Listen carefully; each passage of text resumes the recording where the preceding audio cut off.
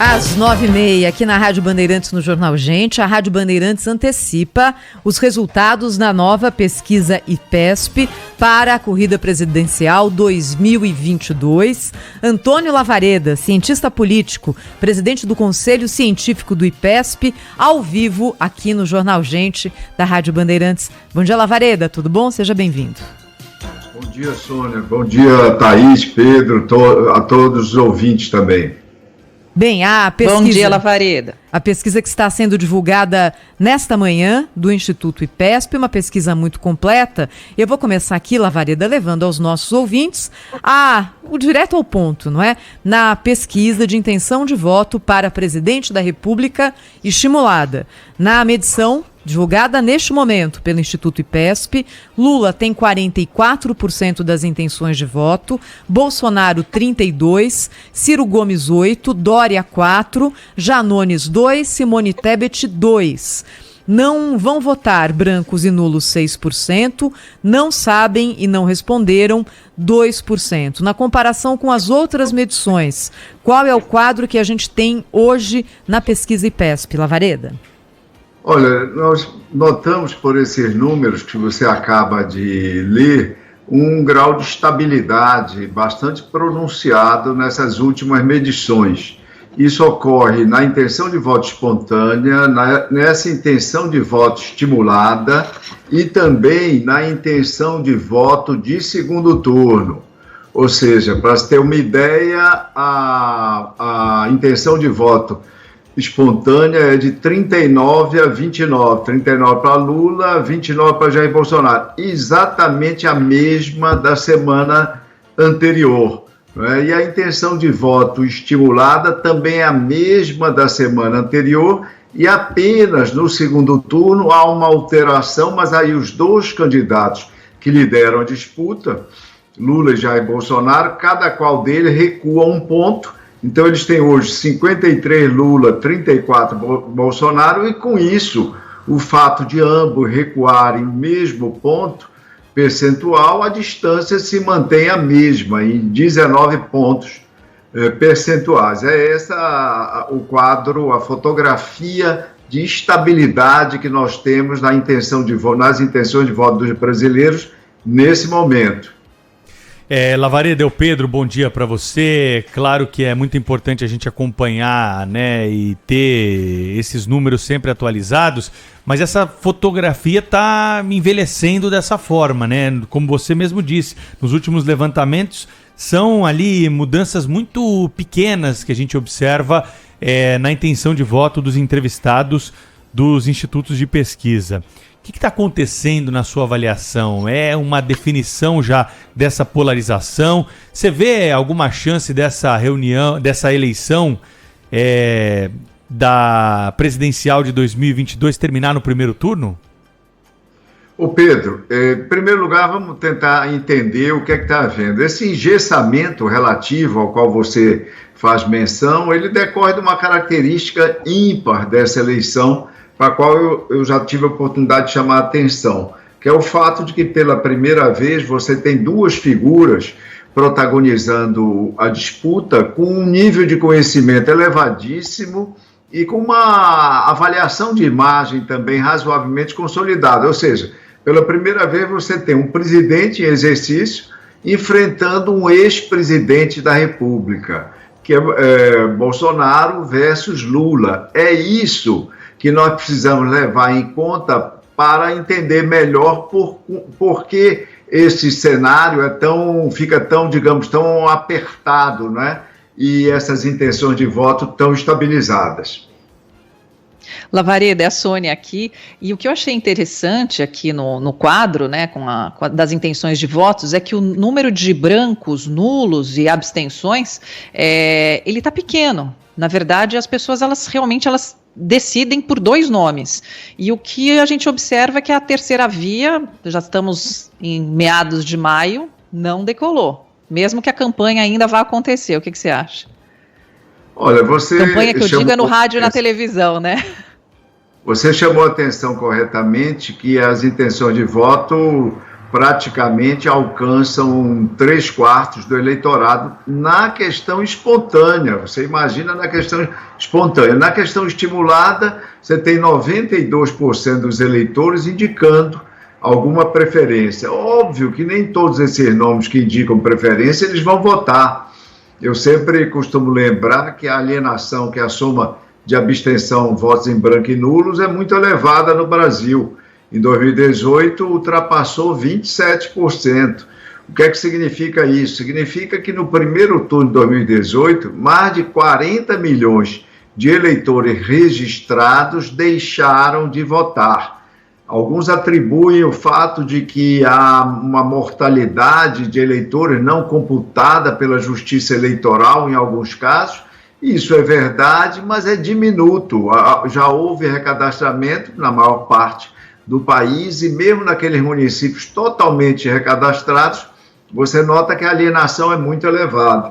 Na última eleição municipal, ela chegou a 31%, para se ter uma ideia. Então, o fato de que você tem dois líderes disputando a campanha de forma acerba, de forma acirrada, com elevada taxa de conhecimento, isso obviamente estreita o espaço para a chegada com maior força desses candidatos da chamada terceira via. Nós tínhamos até 2 meses atrás 2 candidatos que se aproximavam dos 2 dígitos, eram Sérgio Moro e Ciro Gomes. Com a saída de Sérgio Moro, ficou apenas Ciro Gomes, e Ciro Gomes vem, digamos assim, patinando numa terceira distante posição. É esse o quadro atual, que poderá ser transformado, como você lembrou, ao longo da campanha eleitoral. Mas lembrar que a campanha eleitoral, a campanha oficial, hoje já é muito curta, não é? São apenas 45 dias, 1 mês e meio. E outra coisa, hoje há uma forte participação como plataformas também das redes sociais. E nas redes sociais a campanha não vai começar, a campanha já começou há muito tempo. E até agora esse quadro de estabilidade nos mostra que as redes sociais, pelo menos sozinhas, não são capazes de produzir uma grande transformação na distribuição de preferências do eleitorado. Antônio Lavareda, cientista político, presidente do Conselho Científico do IPESP, está ao vivo com a gente aqui na Rádio Bandeirantes, divulgando a pesquisa desta manhã do IPESP para a corrida presidencial. A gente já colocou os números aqui, Lavareda, e quando a gente olha o percentual de intenção de voto de Ciro Gomes, há aqui nessa medição o percentual de 8%. Quando saiu da disputa eleitoral o ex-juiz Sérgio Moro, boa parte dos votos que eram destinados a Moro acabou indo para Jair Bolsonaro. Qual é o papel de Ciro Gomes nesse momento, Lavareda, na sua opinião, na sua avaliação, para a definição ou não dessa eleição em primeiro turno? Olha só, Ciro Gomes tem esses 8% ao que você referiu e, curiosamente, na pergunta dessa mesma pesquisa sobre a segunda preferência dos eleitores, o que é isso? A pesquisa perguntou aos entrevistados se o candidato deles não disputou, que eles responderam, que eles mencionaram na questão estimulada, perguntou-se a esses candidatos qual seria a segunda preferência deles. E Ciro Gomes lidera esse ranking da segunda preferência com 27%.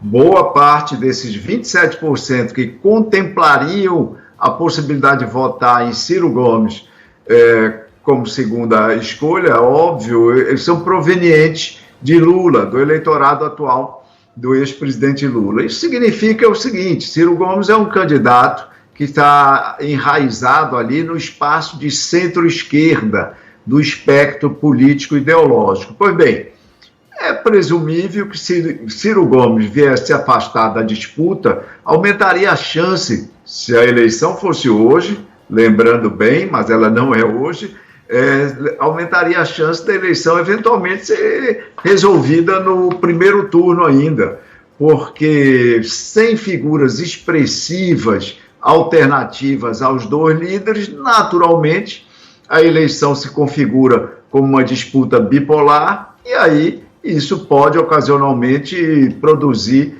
uma vitória em primeiro turno. Lembrando que numa eleição muito polarizada, 16 anos atrás, na eleição de 2006, onde se enfrentaram Lula e Geraldo Alckmin, hoje definido como vice do candidato petista, a soma dos votos desses dois, que eram naturalmente os principais candidatos, ultrapassou os 90%.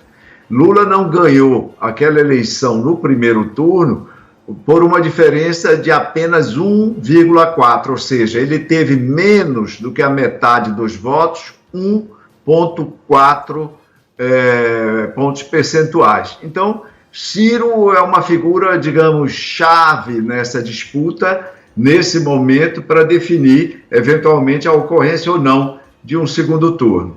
Ô Lavareda, rapidinho, só para a gente encerrar aqui a tua participação, me diz uma coisa, se você tivesse que aconselhar aí esse terceira via, quem na tua avaliação pela pesquisa do IPESP tem mais viabilidade de se tornar aí um candidato com mais projeção, João Dória ou Simone Tebet? Te botei numa fria agora, hein, Lavareda?